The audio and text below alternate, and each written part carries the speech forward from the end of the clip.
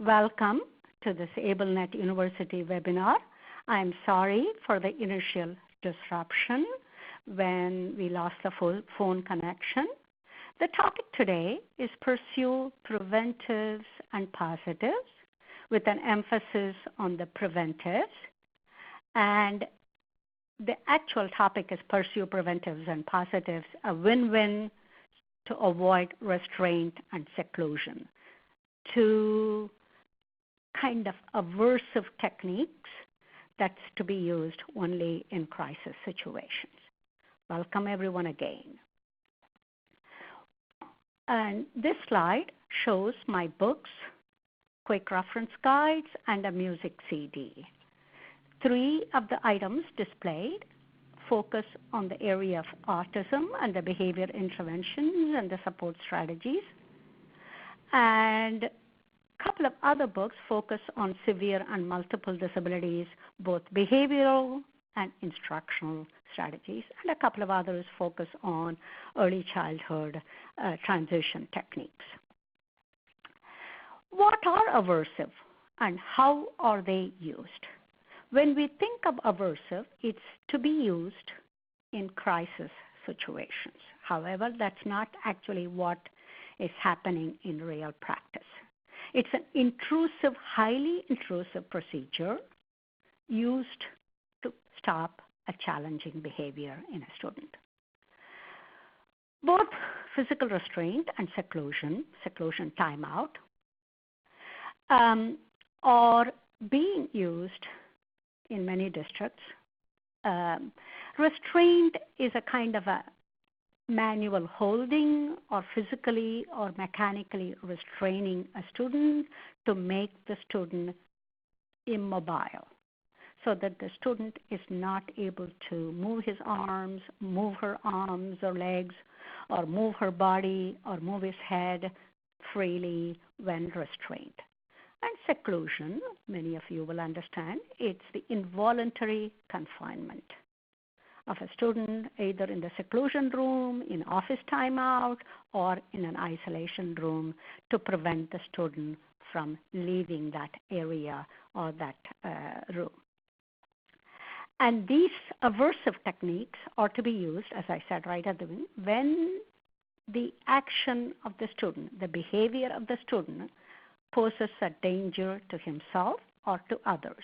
So in other words, extreme emergency crisis situation is when these techniques or these strategies are to be used. But these measures are used routinely even for minor infractions. So having an introductory comment about the aversive, let's see what this webinar will do, what you will take away. First and foremost, it's important to understand the risks that these measures, restraint and seclusion, pose for children and to educators and to the school district. And then the most important thing that you will take away from this webinar is how do you create a system of support so that you do not have to resort to these extreme measures. And it will also enable the student to achieve the social, educational, behavioral outcomes. That's the reason why the student is in the school system. And this will give you alternative approaches to discipline students. And also, we will touch at the end on some de-escalation procedures so that you can prevent these meltdowns and crisis situations or how to respond to them. What does the data show on seclusion restraint use? It is important to understand that so that we know that these measures are still being used and what can we do to prevent it. For example, based on the data from the U.S. Department of Education, Office of Civil Rights, more than 100,000 students, this is based on the data 2013-2014, and the report came out in 2016. 100,000 students were placed in seclusion or what we call involuntary confinement or were physically restrained. And the sad thing is about 69,000 of these students were students with disabilities identified as students with disabilities, and these students were served by IDEA. And the other alarming situation is that even young children in pre-K, are being expelled and suspended due to discipline issues. And hopefully this webinar will also address how to use preventive strategies so that there is no need to expel children in the preschool setting so that their academic outcomes are not impacted, negatively impacted. And one of the things, both in the government accountability report that was presented in 2009, I know that was a long time ago, but it was a very serious, intensive investigation, and also based on some other educational reports from the early care and educational survey, they found educators receive very little training on how to facilitate children's social and emotional growth. And especially the educators serving in the pre-K settings or preschool settings and in daycare settings receive very little training, according to this report that came out in 2012. So, as I mentioned, the Government Accountability Office, GAO, did a extensive investigation, and they had a report in 2009 that was many years ago, but this is very relevant because it brought about some major changes.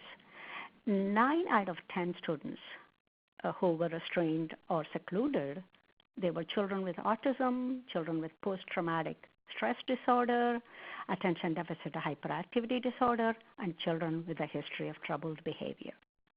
And as a result of these invasive, intrusive measures that were used, it caused physical injury, including death, according to the GAO report, to children due to physical restraint.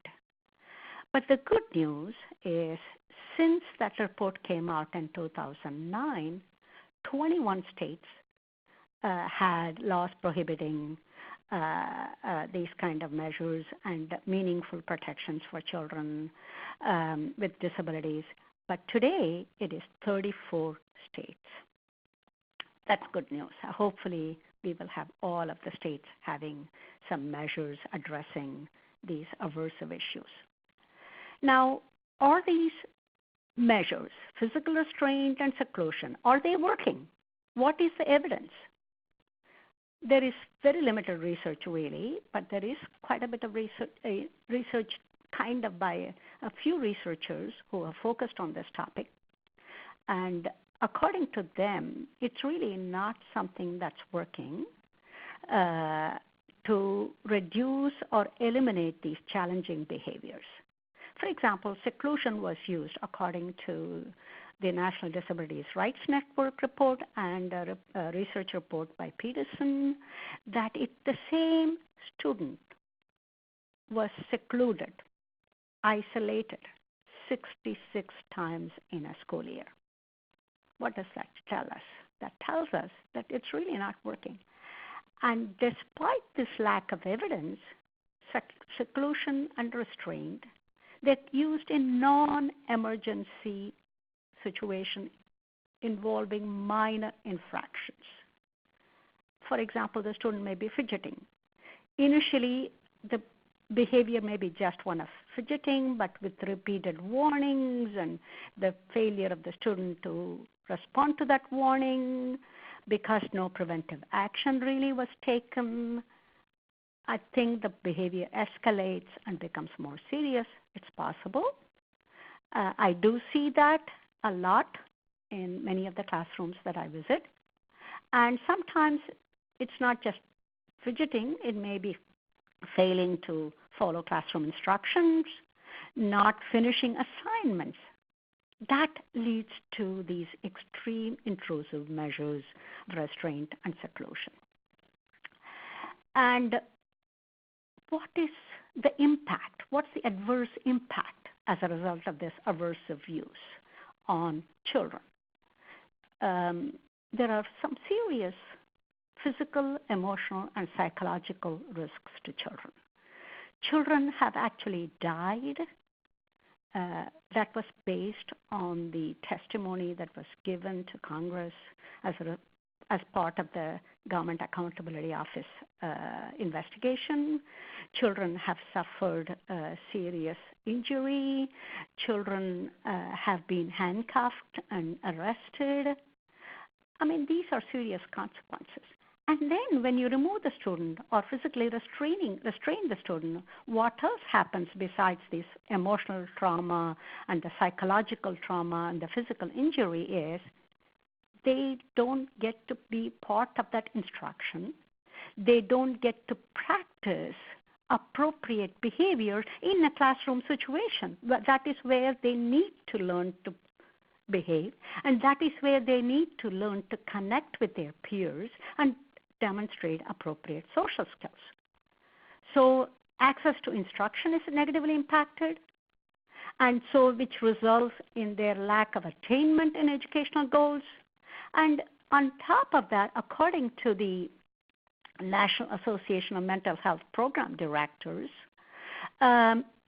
these kind of incidents of restraint and seclusion can trigger very strong emotional feelings of humiliation and fear and loss of control, that they have no control over the situation, and anger, and it impacts their ability to form any kind of a meaningful relationship with their peers or in the adults in the room.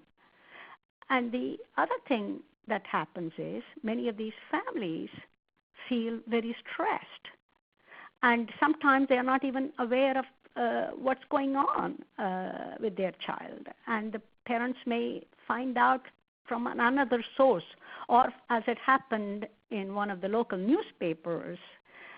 For me, one of the students had been put inside. Whenever he misbehaved, he was put inside one of those drawers in a cabinet, and parent found out through a paraeducator. And the other serious consequence for educator and the school district is some of these parents do file lawsuits, and that is certainly a negative consequence for the student. But why are we continuing to use these aversive measures, even though we know the evidence shows that it's really not working? The reason, one of the major reasons, is seclusion, especially when you isolate that student. It's reinforcing. The teacher or the educator does not have to deal with that student, and the student is away from the classroom.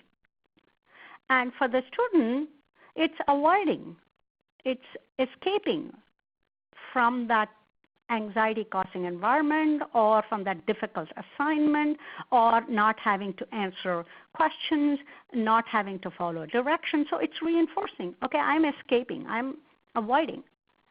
And also, one of the things that I frequently observe is educators, caught in the heat of the moment, do respond in a reactive mode. They want a quick fix, so the timeout, seclusion, going to the office, and isolation is a kind of a natural path. The teacher may give one warning, or the teacher may say, I'm going to give you three warnings, and if you don't listen or if you don't follow the instruction, you're going to go to timeout or you're going to the office.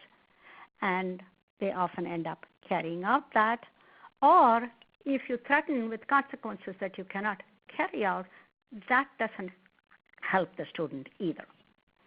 And also another factor that comes in, which is because of the lack of, professional training, is there is not sufficient understanding of some of the characteristics and needs of children with disabilities, particularly students with autism spectrum disorder. I have heard comments such as, he's intentionally doing that. But we don't understand often that, for example, students with autism, they want sameness. They have difficulty with change. So and they're not intentionally doing it. There are something, or they may be acting out in a certain way because they have frustration with their communication. And also, we do lack instructional flexibility and providing the necessary scaffolds and instructional adaptations to enable the student to be successful. And again, it boils down to the limited training or the lack of training in how to create a supportive learning environment. Hopefully, I will touch on that subject and enhance your understanding. What are some alternatives to aversive?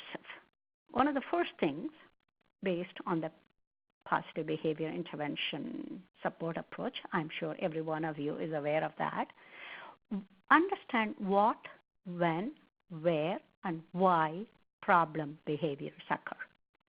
Understand clearly the antecedent behavior and the consequences. What events, what incidents precede that behavior? I do hear this comment saying it happens suddenly and there are not any triggering events. But then we need to look at our instruction. Is the instruction motivating enough? Is the instruction adapted to include that student who may have difficulty comprehending that information? Is it a situation where there is a skill deficit which is preventing the student from being fully involved?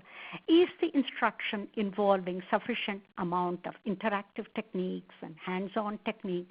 And is the instruction including some preferred type of activity, preferred type of material, preferred type of kind of way to motivate that student? So we do need to look at that if we don't think that there is any antecedent triggering facts. Then we need to clearly define the behavior. And sometimes we just say non-compliant. What is that behavior? Is the student tapping his feet? Is the student tapping with his pencil on the desk? And what is the consequence? What is the consequence for the student? The student gets to escape that task by going into timeout or going into the, or what is the consequence for the adult from that behavior? Are we just getting rid of the student from that educational setting? So it is maybe a situation where we need to do a functional behavior assessment to determine all of that. So it's, as you are thinking about the problem behaviors in the settings that you observe, see, is the student doing it to gain attention, to escape, to avoid the task, to meet sensory needs? Or does the student not understand the direction, understand the material being presented, or is it too complex? Or is the student getting confused and we are presenting a lesson on fractions? Do we use hands-on techniques? Do we have actual concrete materials to enable understanding? Or is it due to anxiety, stress, and self-esteem, fears in the student? Consider the antecedents. There must be some antecedents that cause that problem behavior, and then provide personalized supports to prevent them. As I explained, ask yourself, are you staying calm in response to the student's behavior, challenging behavior? Do you really recognize what's a crisis situation as against some minor infraction? Are we providing the student specific adaptation and some instructional flexibility to enable the student to participate? So then based on that, develop and provide interventions based on why the student is engaging in it. Prevent that behavior from occurring. Most importantly, teach the replacement behaviors for that problem behavior. And I'm going to go over that as we go through the slides. How do we teach alternative behaviors, problem behaviors are replaced by these replacement new skills? And then this will help the student to achieve what we want the student to achieve when they come to school: educational, social, and behavioral goals that help them with their long-term outcomes. So think in terms of prevention is the best approach, and watch out for that precursors. Student is getting frustrated with his math worksheet, and the student is showing signs of restlessness, agitation through either ripping the paper, crushing the paper, dropping the pencil. Any one of those things may happen. Can you give a choice? That would be a personalized support for that target student. Just instead of doing maybe 20 problems or 40 problems, the student does column 1 and column 4 or column 2 and column 4, so that a specified number of problems, and then all the student does finishes that particular problem. You go near, point out, okay, and give a break card and say, okay, you can take a break after you finish this problem and then come back and finish the other 10 or 5 or something. And then provide specific feedback. Not the usual good job thrown at them. It is really not a good job in the sense that the student had to take a break, but it's a good job but by providing, oh, you did complete the 10 problems. Oh, you stayed in your seat to complete the 10 problems. So focus on the thing that you have accomplished as a result of that adaptation. Brenda Smith-Miles, many of you may know, is a national autism expert, and she compares these meltdowns and the serious behavior issues in terms of 3 stages: the rumbling stage, the rage stage, and the recovery stage. The rumbling stage is when, what I said before, when the student is beginning to show some precursor behaviors, swinging legs, clenching fist, tapping on the desk, and some of those behaviors. This is the stage when you can intervene and provide some kind of a cue to the student to either take a break or an alternative activity for a few minutes, and then the student returns. This is the stage where you can intervene. The next stage is the rage stage, and the student may shout, scream, throw himself down, and the student is completely out of control. There is nothing much we can do, and this is not the time to talk to the student. And then followed by the rage stage is the recovery stage, when the student may apologize, the student may fall asleep, and the student may completely forget what happened. And I have used a series of picture cues to help us understand these 3 stages, and I thought volcano eruption would kind of be a parallel image, visual image for us. So this is the rumbling stage, and the volcano has not erupted, and this is the stage you can intervene to provide some flexible adaptation to enable the student to prevent the problem, the challenging behavior, which will cause the behavior to escalate. This is the time to intervene. Again, what are some rumbling behaviors? Fidgeting, making noises, ripping paper, tapping foot, tensing the muscles, the rapid movements, and the student may engage in some kind of a increased amount of repetitive behaviors, and the student may start crying. So this is when you catch and say, maybe you need a break, and give a visual cue or a gesture cue, possibly a visual cue. You quietly go in discreetly and place that visual card on the student desk or show the card. And so the next stage is the rage stage, when the volcano has erupted, and it is really difficult at this stage to do anything, and it's a time to avoid even communicating with the student at that time, except to maintain that he is not hurting himself or hurting any others. And then the meltdown has occurred, and then the recovery stage, the volcano eruption is over, and the student is, this is a stage where you can help the student to kind of calm down, but this is not the time to teach calming techniques, but at least let the student take a break at this time. Okay, so this visual image kind of provides an overview of all the preventives and positives you can use, and you think of this at every time the student begins to show some unacceptable, inappropriate behaviors. That is the first thing, of course, is watching for triggers. And then making sure that there are some environmental supports. For example, one of the things that is very easy to fix, but this is a continuing problem that I see in many classrooms, there is a visual overload. There are so many things on the wall that it is not only distracting, but it is a visual overload. And many experts examining this issue do say that reducing the visual overload will help the student to calm down.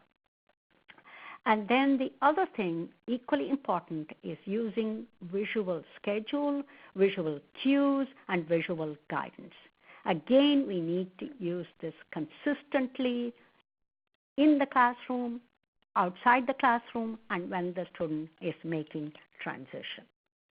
And then on an ongoing basis, the student needs to be taught some calming techniques through breathing, through mindful practices, through yoga techniques. The student needs to learn calming so that he can use self-calming techniques when the student is in the rumbling stage. And then make material adaptations. And I will go into examples of that at a later slide. And offer breaks. The student is not achieving anything by staying there. The student is not achieving anything by going into seclusion. The student is certainly not getting any rewards from. But the break is not so much an award, but the student gets to a calming space, a safe space, and gets a few minutes timed break and then returns back to his work. The other thing is offering choices. We gain control by giving control. So the student has some choices given within that activity. That is our instructional flexibility. And then also making some modifications to the task. What do I mean by modifications to the task? Everybody is working on fractions, and the student, the target student is also working on that fraction, but he has some visuals paired with that. The other thing is everybody is working on a writing activity, and they're writing a paragraph, and the target student who has difficulty with writing is given a word bank paired with pictures, and he's completing the sentence using those picture with text. So, and then provide specific positive feedback on the appropriate behavior that the student demonstrated. These are all the preventives and positives. Watch out, what causes that behavior? Is the task too difficult? Is it too abstract? If you're presenting, let's say, a lesson on editing process for writing, that is abstract. If you're presenting, let's say, addition of fractions, that is abstract if it is not paired with some hands-on activity as well as some concrete material. Is the level of assistance provided to the student, is it adequate or inadequate? Is the student having difficulty understanding multiple directions? Is the student have an opportunity to communicate with the aid of assistive technology devices and picture supports? Is the activity too difficult or too easy for the student? Is it an activity that's not preferred by the student? So can we pair it with something that's preferred? Can the student, for example, complete that paragraph using the computer with the word bank provided on the computer, and the student inserts those picture paired text in that computer if the student has a kind of facility and interest and preference for using computers. Some of the others, what else can we do? Can we avoid large open spaces? Can we avoid placing the student next to the door? Can we avoid visually overstimulating environment? These are all simple environmental adaptations. Can we provide a safety signal for the student? We already talked about the visual schedule and this guidance and the visual cues. Can we modify the materials? Can we provide kind of hands-on for the student to do the same material? Maybe the concept is the same, but with some adaptation so that it's much more concrete and hands-on for that student who needs that additional level of support? Or are we using a student preferred item, like maybe doing it on the computer?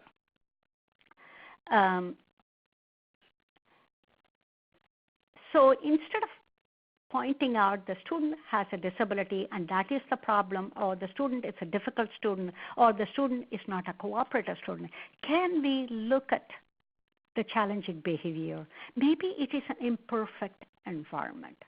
Maybe we need to modify the environment to match the needs of the student, because ultimately we want the long-term outcomes that are positive for the student.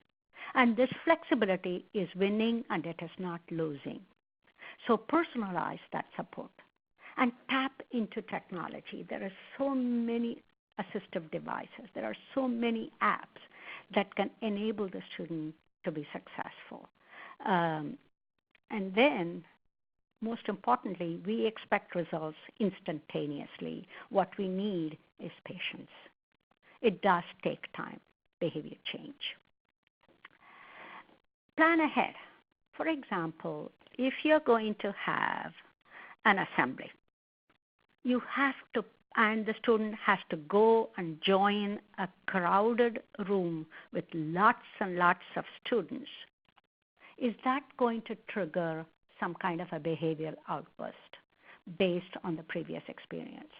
So quickly innovate is one thing, or most importantly, plan ahead by making sure you provide advance warning, provide a preparation for the student, show him the picture of the gym or the cafeteria where the assembly is going to take place, and show him. And in today's photo technology, everybody has a smartphone, and it is very easy to take these pictures and show the student what's going to happen every time. And you can print that out, and you can post it. You can use it repeatedly whenever there is a kind of a special assembly in the gym, so that the student, this is to be expected. And then not going and sitting right in the front of that assembly, but at a place where you can exit quickly. This is a simple thing, but you can exit quickly, and the student can be, when I say removed, the student can be taken by, let's say,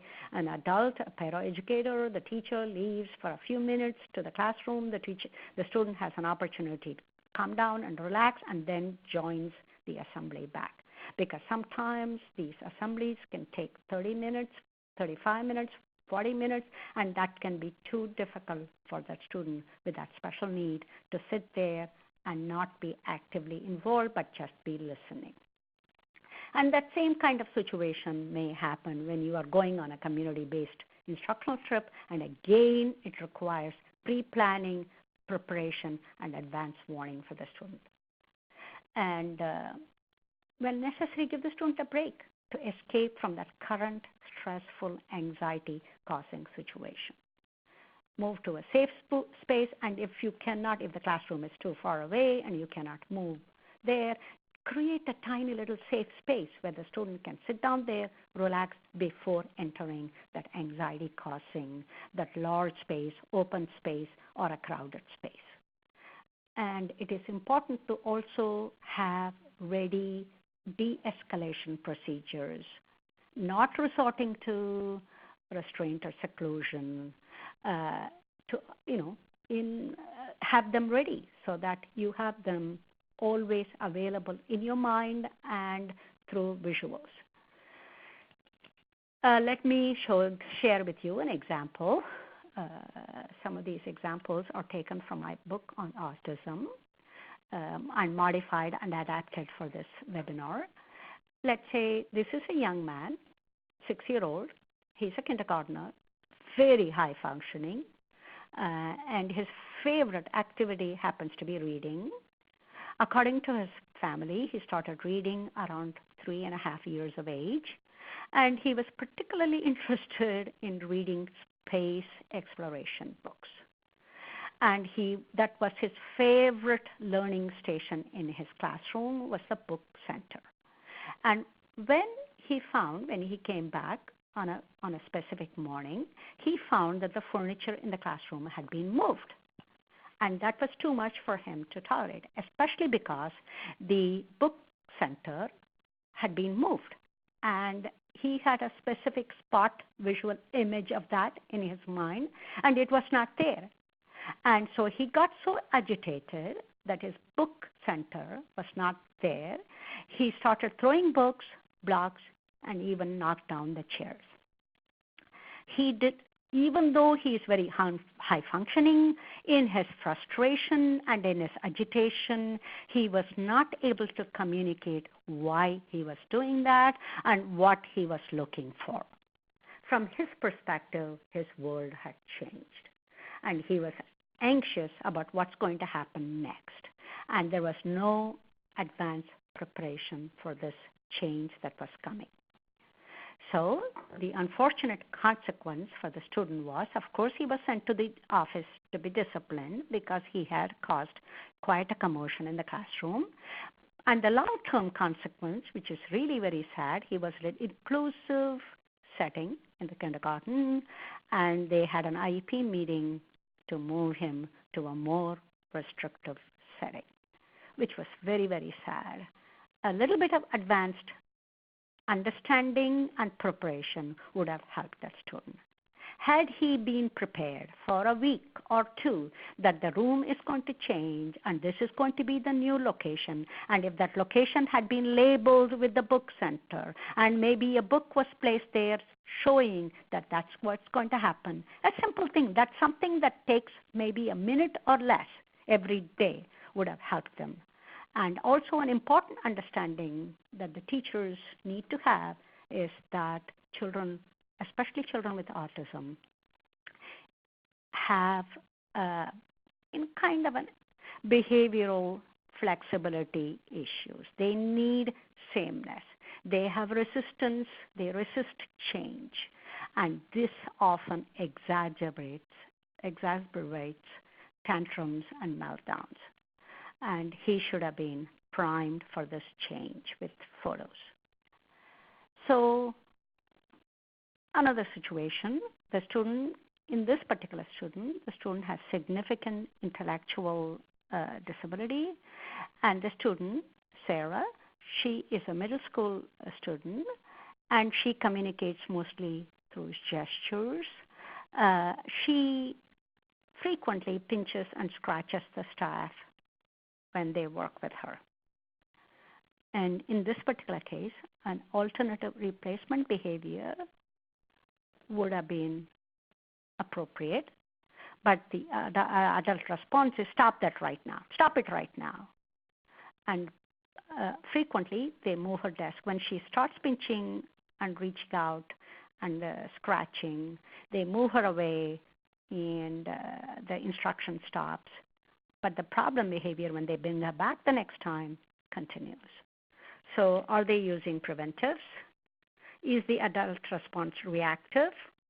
Or are they using positive approaches and flexibility is the question.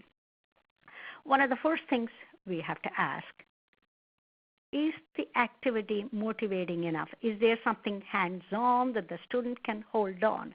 Maybe if, let's say, the lesson is vocabulary instruction, is the student allowed to hold on to an object that relates to that word? Or is the adult working with the student minimizing the number of words at any given time, let's say 5 to 10, and as the student gains mastery, increase the number of words? Is the student taught how to use personal space, one-arm space? So there should be a replacement behavior for that pinching and scratching. Just saying stop that right now does not help. So making a border around the desk beyond which the student should not extend, paired with a photo showing hands to self, is how the student is trained to behave appropriately and not engaging in this aggressive behaviors. So that's something we need to think about. So what are some personalized adaptations that we can provide? Have readily available pictures, picture boards, voice output devices, Or if the student using sign language, use that and use them consistently. Use a visual schedule consistently for making transition, make change from one activity to another, from change from one task to another even, so that the student's communication is supported and the student feels less frustrated, and that reduces the risk of the student engaging in challenging behavior. Use cue cards to remind the students, like, for example, hands to self, or keeping silent in a large assembly area, and sitting within a personal space, having a boundary around where the student is using. If you need to take a mat with you to that assembly area so that the student is within that and is not moving out of that. Remind them of the rules as you exit from the classroom. And when let's say they are in the playground and they have to come back, few seconds or few minutes before the preparation starts, and few seconds before, again, the student is reminded about the change of venue, the change, and it should be paired with that visual schedule. And have tools to support social skills, social narrative, something like the social story previously, now they are called social narrative. And on an ongoing basis, teach students for longer-term outcome calming techniques, and have pre-established procedures to handle a crisis situation. Prepare the student, as I mentioned, when you're going into an assembly or when you're going into the gym, prepare in advance of what's going to use photographs, use visuals, minimize the amount of waiting time, go in last and come out first. Leave the gathering if the student gets agitated. I have a set of self-calming cards that I have designed that I would like to share with you. And these are 4 cards to help the student go through that calming stage from an agitated crabbiness stage to moving to the safe space and slowly calming down. This is a self-calming technique that you can use. From a crabbiness, the student moves to a cautious stage. Maybe the student is counting, or the student may not yet be ready to breathe slowly and count at the same time. And then maybe at the coping stage, which is the green stage, these are color-coded calming cards, and the student is able to count, take deep breaths, 5 breaths in, 5 breaths out, inhale, exhale, and then finally the student is calm. And when the student is calm, the student returns back to where he was or the activity that he was in previous to that. And let's say when the student is angry, as I said, the student learns to get in touch with his current emotional state and gradually makes that progression from crabbiness to calmness. And the student moves to safe space instead of being restrained or secluded out of the room. The student still stays, and the student, after maybe 5 minutes, 7 minutes, it will vary with the student, and initially it may be longer, and gradually that time can be reduced. The student returns back to work. So let's take an example. Jarvis, let's say, gets upset when he cannot continue the activity he's working on, and his favorite is computer game. And these are situations that I have frequently seen in the classroom. He gets agitated, he starts screaming, throwing books and pencils that are nearby, and starts slapping his face. And that's the time when you say in a calm, quiet tone of voice, not responding reactively and angrily, but in a state the consequences. Jarvis, I need you to stop hurting yourself. I cannot let you hit yourself or the others. You're feeling crabby now. Go to the safe space and calm down, and have a set of calming cards, and have that set of same 4 calming cards in that safe space so that he can take hold of that and walk through those steps. And he continues to slap his face, but he is not throwing objects at this next step. So Tell him, remind him to stop, don't hurt yourself. If you continue, I'll have to get some help to take you to timeout. You don't want to do that. So go to the safe space, use the calming cards, and he moves to the safe space. And at this time, you minimize your conversation except about the calming cards. And as soon as he begins to relax and he's not agitated, point out that he's relaxing and that he's moving from that orange cautious stage to the green stage to the calm stage. Let's look at another incident. Student is extremely agitated because he didn't want to get off the trampoline in the gym. And these situations are situations that I have come across, so these are realistic situations. And since the gym class is over, the rest of the students are returning back to their class. But this student, he loves to jump on the trampoline, and he has been jumping on the trampoline, and he doesn't want to leave the gym. He's refusing. And the para-educator is with him to take him back to the classroom. How do we get that student to calm down and get him to request help?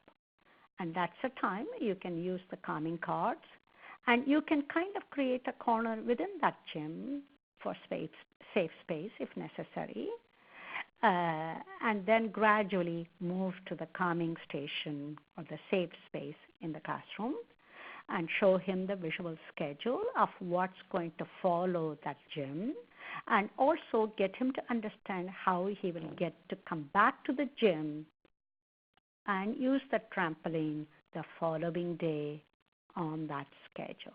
It is important to use that schedule, especially when you're making transition, when you're going from one activity to the other. But I strongly believe a visual schedule is a helpful tool, and gradually train the student to use his own schedule at all times during the day. So finally, what are some prevention and de-escalation procedures you need if you do come across a crisis situation?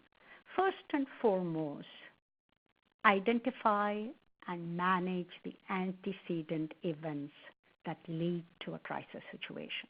Are you looking at that? Is a question that you need to ask yourself. Are you recognizing the signs of agitation prior to a crisis? Are you using both verbal and non-verbal strategies, pictures, maybe assistive technology tools with picture attached to it, to de-escalate students who are engaging in kind of agitated behavior? What factors, both academic and social, that contribute to that kind of aggression in the student? Or there are certain social situations, or there are certain academic tests that contribute to it. And of course, as I said right at the beginning, you may have to conduct a functional behavior assessment if these crisis situations occur frequently. And as much as possible, prepare ahead of time.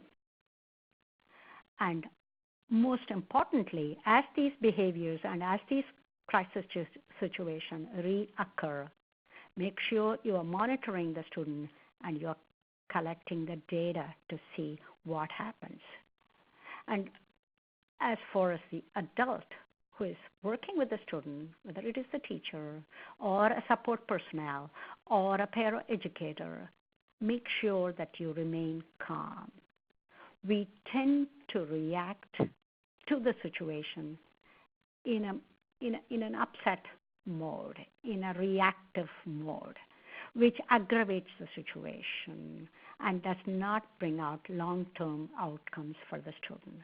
When we keep repeating the threats, instead of looking at what kind of replacement behaviors, what kind of preventive strategies, what kind of choices we can provide the student, what happens is these threats and consequences that we use, instead of engaging the student, it turns the student off, and these inappropriate and aggressive behaviors continue. It is important to remain non-confrontational with the student and do not get into a power struggle.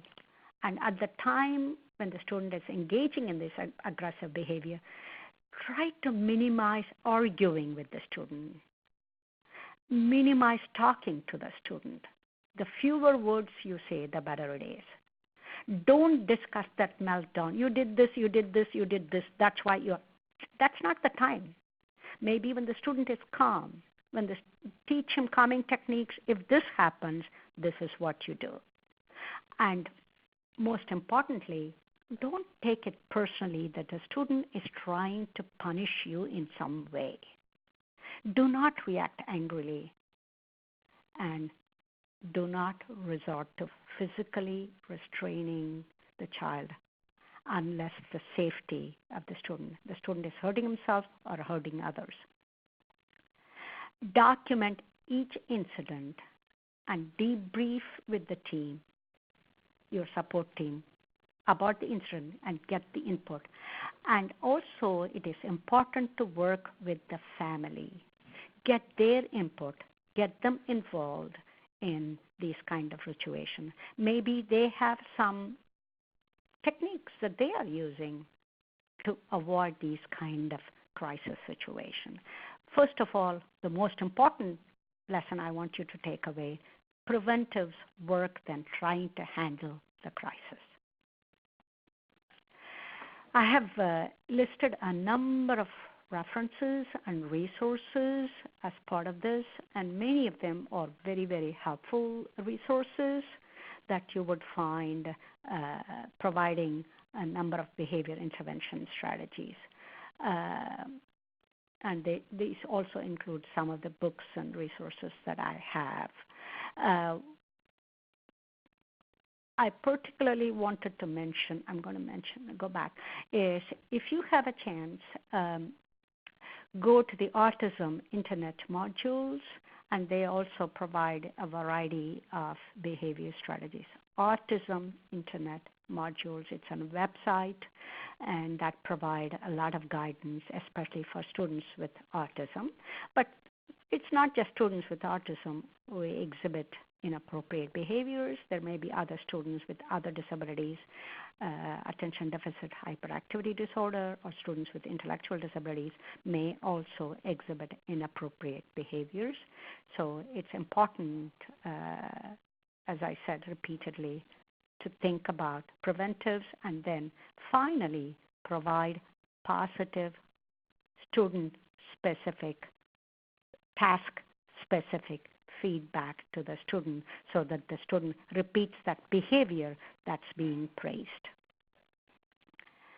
Thank you very much, and I am extremely thankful to AbleNet University for hosting this webinar, and thank you all for joining this webinar. And